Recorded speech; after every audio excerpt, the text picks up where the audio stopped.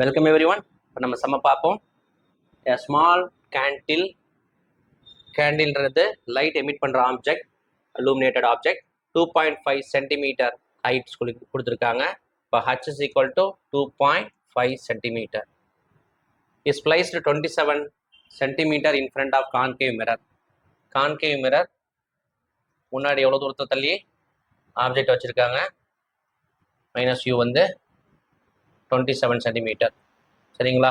அப்போ u equal to -27. Minus நீ எடுத்திருக்கோம். போல்ல இருந்து லெஃப்ட் சைடு மெஷர் பண்ணுறோம். லைட்டோட டைரக்ஷன் லெஃப்ட்ல இருந்து ரைட் சைடு. சரிங்களா? அப்போ ரேடியஸ் ஆஃப் கர்வேச்சர் 36. இப்போ r ஈக்குவல் டு 36 சென்டிமீட்டர். அப்போ r equal to -36. f equal to -18. சரியா? சென்டிமீட்டர். எல்லாருமே சென்டிமீட்டர் எடுத்துட்டா சென்டிமீட்டர்ல ஆன்சர் வரும். இப்போ என்ன சொல்லியிருக்காங்க? At what distance might be captured on screen by the sharp image சொல்லியிருக்காங்க. இப்போ ஷார்ப் இமேஜ் எனக்கு விழும். ஷார்ப் இமேஜ் விழுற இந்த ஸ்க்ரீனை நான் இங்கே ஹெல்ட் பண்ணல. ஷார்ப் இமேஜ் இப்படி விழும். எந்த இடத்துல போல்ல இருந்து விழுது, வி எந்த டிஸ்டன்ஸில் விழுது அப்படின்ட்டு இருக்காங்க. ஸோ அப்போ இதான் டு ஃபைண்ட். ஆக்சுவலாக ஷார்ப் இமேஜ் வந்து விழணும்னா, ஸ்க்ரீனில் விழணும்னா ரியல் இமேஜாக இருக்கணும். அப்போ தான் இன்டர்செப்ட் ஆகும். இல்லாட்டினா கண்ணாடிக்குள்ளே தெரியும். கண்ணாடிக்குள்ளே தெரியும் போது வெர்ச்சுவல் இமேஜ், அதை ஸ்க்ரீனை வச்சு நம்ம கேப்சர் பண்ண முடியாது. ஸோ அப்போ நம்ம வி வந்து ரியலுக்கான இதை வந்து ரியல் இமேஜுக்கான இது வந்து நம்ம ஃபோக்கஸ் பண்ணுறோம். சரியா? இது வந்து அண்டர்ஸ்டாண்டிங், எவ்வளோ தூரம் நீ அண்டர்ஸ்டாண்ட் பண்ணியிருக்க அப்படிங்கிறத என்ன பண்ணுறாங்க, அனலைஸ் பண்ணுறாங்க. என்ன கேட்டிருக்காங்க? Find the nature and size of image. அப்படி நீ ஷார்ப் இமேஜை நீ அந்த ஸ்க்ரீனை வச்சு விழும்போது அதோட நேச்சர் என்ன, சைஸ் என்னன்னு கேட்டிருக்காங்க. அப்புறம் அந்த candle moved closer to the screen, what happen. அந்த கேண்டிலை இன்னும் கொஞ்சம் நான் பக்கத்தில் கேண்டில் இது ஸ்க்ரீனுக்கு பக்கத்தில் கொண்டு போக சாரி மிரருக்கு பக்கத்தில் கொண்டு போக எனக்கு என்ன ஆகும் அப்படின்னு கேட்டிருக்காங்க. சரியா? அங்கே எப்படி பார்த்துக்கலாம். இப்போ எனக்கு கிவன் டேட்டா என்ன, h is equal to 25 centimetre. அப்போ u எந்த இடத்துல பிளேஸ் பண்ணியிருக்காங்க, 27. அப்போ u வந்து இன் ஃப்ரண்ட் ஆஃப் மிரர்னால -27 போட்டுக்கலாம்.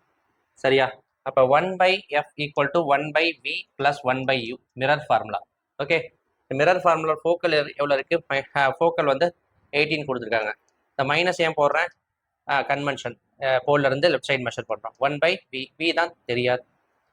u வந்து என்ன, -27. சரியா? இப்போ நான் வியை மட்டும் அப்படியே வச்சுக்கிட்டு இதை கொண்டு வரேன். 1/27 ப்ளஸ் -1/18. ஓகே, அப்போ நம்ம என்ன பண்ண போகிறோம்? இதுக்கு எல்சிஎம் எடுக்க போகிறோம். எல்சிஎம் எடுக்கலாமா? எல்சிஎம் எடுத்தோன்னா இங்கே எவ்வளோ வருது? 27 2 டைம்ஸ் வந்து 54 வருது. இங்கே 3 டைம்ஸ் 54 வருது. அப்போ இதில் 2/54 இங்கே 3ஆல் மல்டிப்ளை பண்ணி 3ஆல் மல்டிப்ளை அண்ட் டிவைட் பண்ணோன்னா இங்கே என்ன 54 வரும். ஸோ 3 டைம்ஸ் 18 வந்து 54 வரும்.